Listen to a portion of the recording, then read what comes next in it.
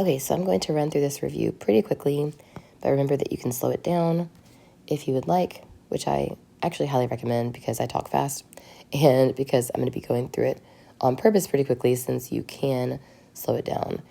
Okay, it says an electronics store has a frequent shopper program for DVD purchases. Jimmy has earned 24 points. 24 points for the 4 movies he has purchased, while Susan has earned 54 points for the 9 movies she has purchased. Calculate the rate of change for the frequent shopper program at this store. So what I would recommend doing is setting up a little table. Sorry, it's not very pretty. So for 4 movies, 24 points. And then for 9 movies, 54 points. Rate of change, we don't know yet if it's proportional or not. You might be able to tell by looking if you know your multiplication facts well, but I'm just going to stick to the regular way of calculating rate of change. So I'm going to do this.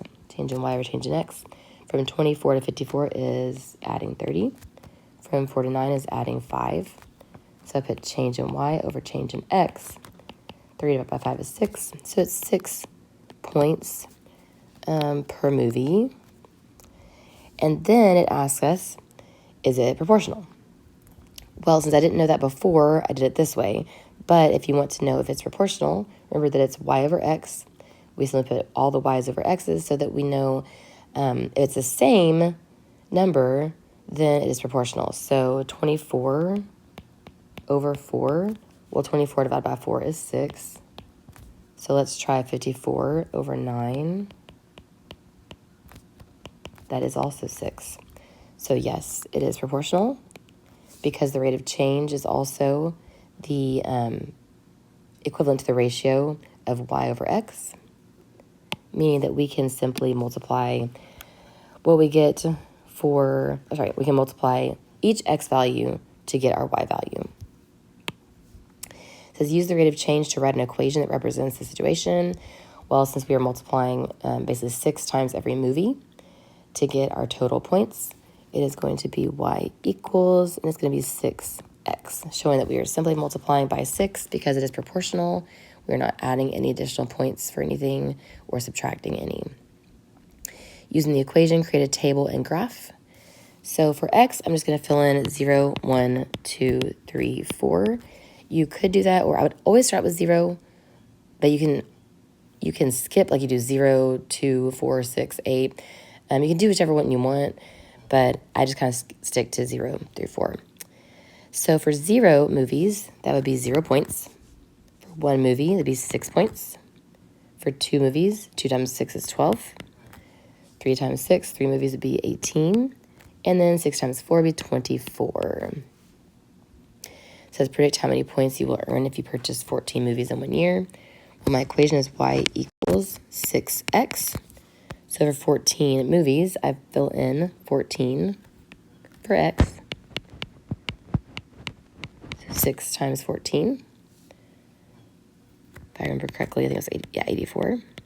So 84 points.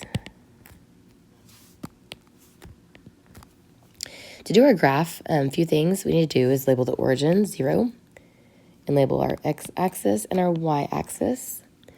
On top of labeling them, what each one means, our x value is going to represent how many movies or DVDs, and our y-axis would be total number of points. Now, since I did 0 through 4, and we have this long graph, I'm going to choose to skip, kind of like skip a few. I'm going to start mine here. I'm going to do like every third one, maybe. It'll be 1, 2, 3, 4. When you skip, that's fine. Just make sure that you skip the same number of little squares as you go. All right, and then for points, I'm going from 0 to 24. I'm going to go 6, 12, 18, 24. And this makes it really easy to plot because 0, 0, 1, 6, 2, 12, 3, 18, and 424 and draw my line. Okay. Find the following items on the graph. So slope we know is rise over run. I want to ask myself first, is it positive or negative? It is positive because it's slanting upward. It's inclining. And my rise, I'm just going to pick 2 points. Any 2 points will be fine. I'm going to pick these. I am rising 1, 2. I am running 1, 2, 3. So 2/3 is my slope. My y-intercept is simply where it crosses the y-axis. That's going to be 4. And it doesn't ask you to write an equation, but I'm going to go ahead and do so anyway because we have all the information we need. If I were to write an equation, it would be y equals 2/3 x plus 4.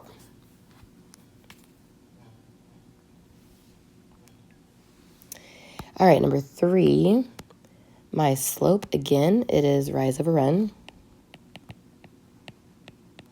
I ask myself, is it positive or negative? In this case, it is negative.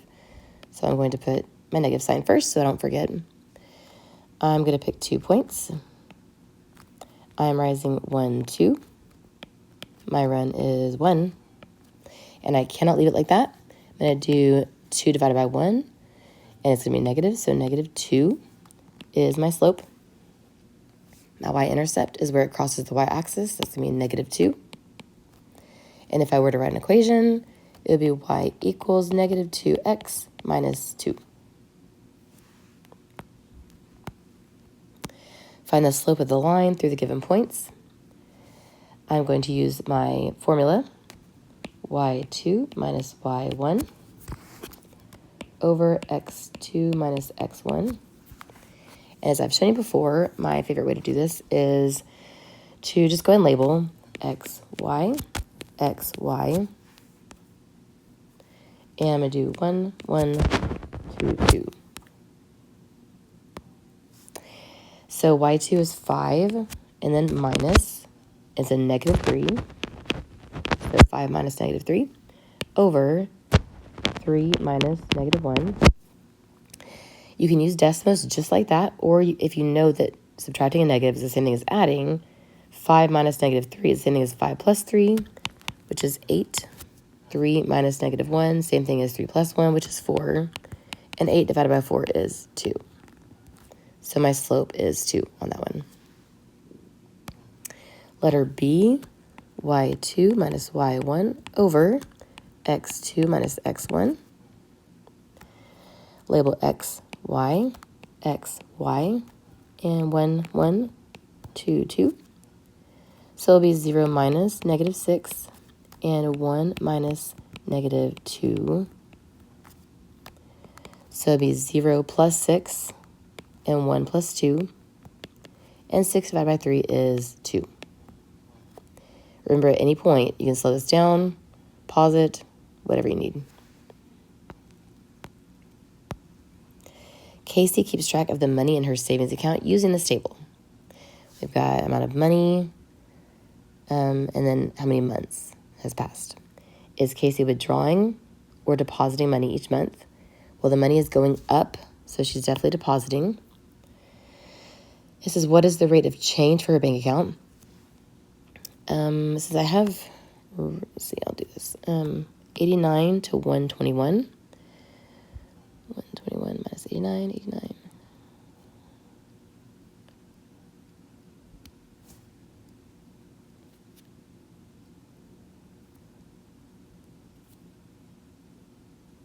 There's 36, yeah, 36.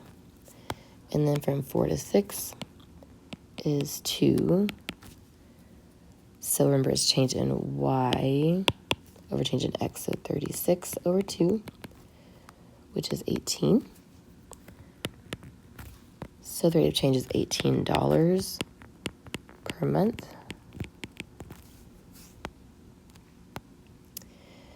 Okay, the graph shows the amount of water used over the course of time. Is it a proportional relationship? So we know by looking at a graph if it's proportional or not proportional. It's pretty simple to just see because we remembered that Proportional starts or contains the origin. Non-proportional does not contain the origin. This one starts at the origin, so yes, it is proportional. How much water is being used per minute?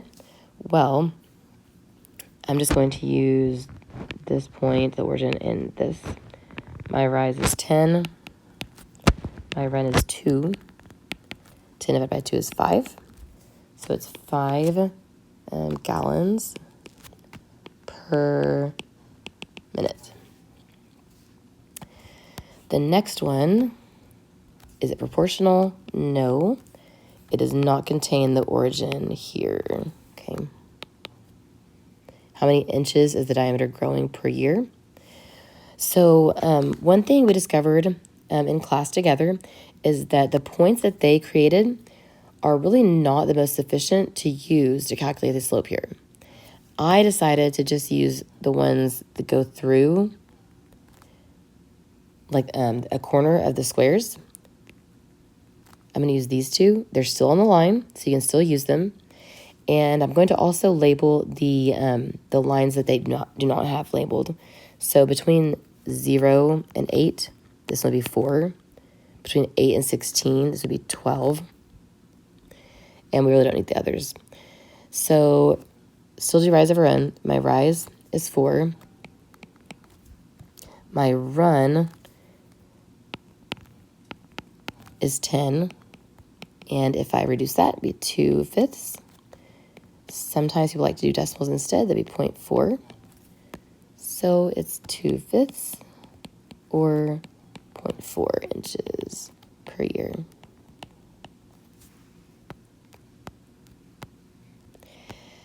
Celia drove from her house to her mother's house, 325 miles away at a constant rate. The entire trip took her 5 hours. What is Celia's unit rate of miles driven per hour? So miles per hour, 325 over 5. To do the unit rate, we're just going to divide, which is 65 miles per hour is what she averaged. This is proportional, so there's not going to be any addition or subtraction. My equation would simply be y equals 65x. Okay, when it says, suppose y varies directly with x, I'm going to highlight varies directly. We know that this is a synonym for proportional. They tell us that y is 8 and x is 5.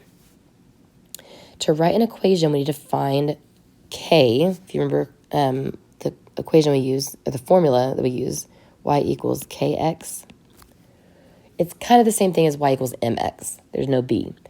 We call it k because it's a constant rate of change that does not change. It is always the same.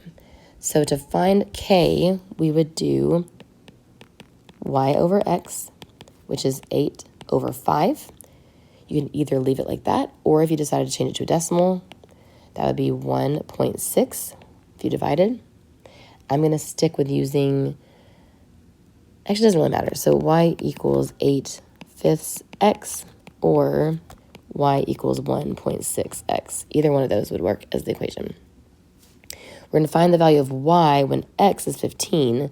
So we're going to just simply plug in 15 for x. I feel like this is going to be easier using 1.6x. So y equals 1.6 times 15. Use my calculator. It is 24. The graph shows a proportional relationship between variables x and y. Write an equation to model the relationship. Okay, so it starts with the origin. So again, we are not going to have any addition or subtraction. I need my slope. I am rising 6. I am running 5. And there's no b. We can put 0, but we don't write that in the equation because we're not adding or subtracting. So it'd be y equals 6/5 x. The scenario that would work best for the graph, a hiker hikes 6 miles in 5 hours. So because we know it's miles per hour, miles over hours, 6 miles in 5 hours will be written like this, 6 over 5. So it looks like that's probably going to be our best bet, but let's check the rest. Lena makes 10 bracelets in 12 minutes.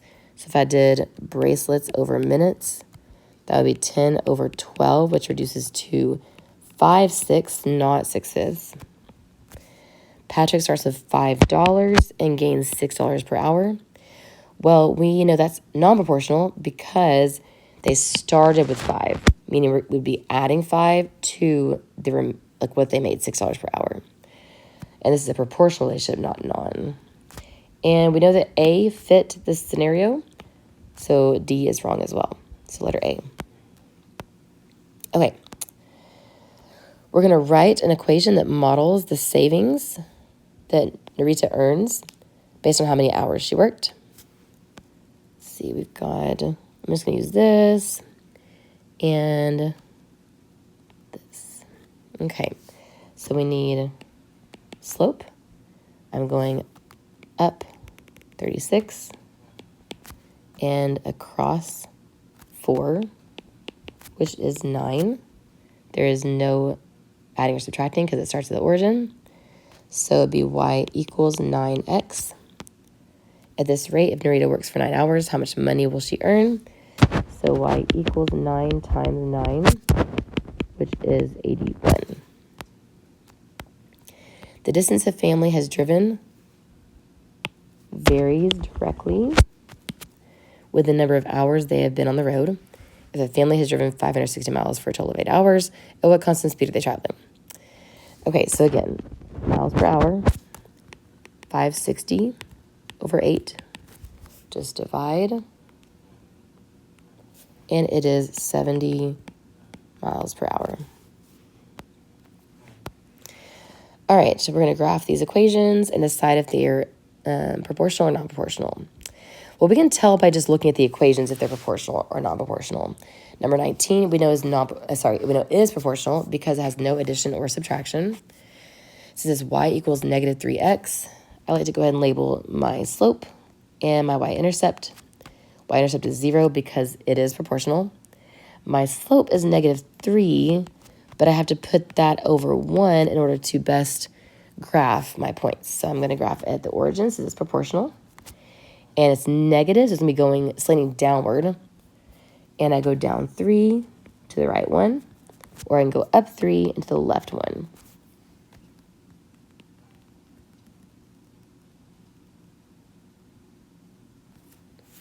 I don't like that line.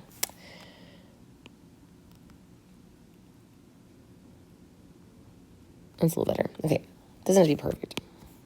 All right, now y equals 4/3 x minus 2. My slope is 4/3. My y-intercept is negative 2. So I need to first plot at negative 2.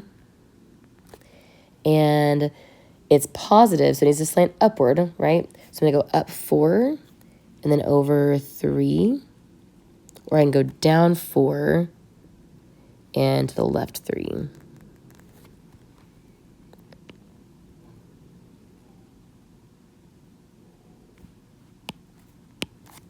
And we said this is proportional. This is non-proportional.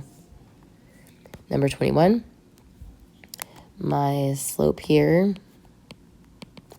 is, remember there's invisible math here. So 1 right there, so negative 1. I'm going to put that over 1 so I can graph it. My y-intercept is 4. So here's my y-intercept. It's negative, so it's going to go downward. So I'm going to go down 1 over 1, down 1 over 1, or I can go up 1 to the left 1.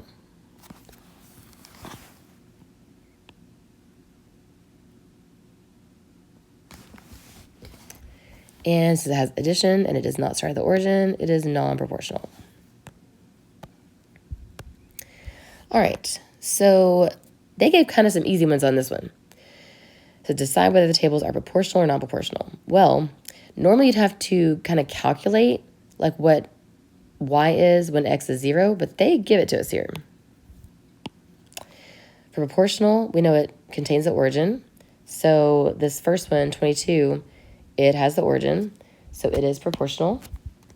The next one, when x is 0, y is 4, that would not contain the origin because that would be on the y-axis, it would be at +4. So that is non-proportional. Okay, so remember I went through this really fast on purpose because, well, for time's sake, and so that you can slow it down on your own, go at your own pace, and then let me know if you have questions. All right, thanks so much.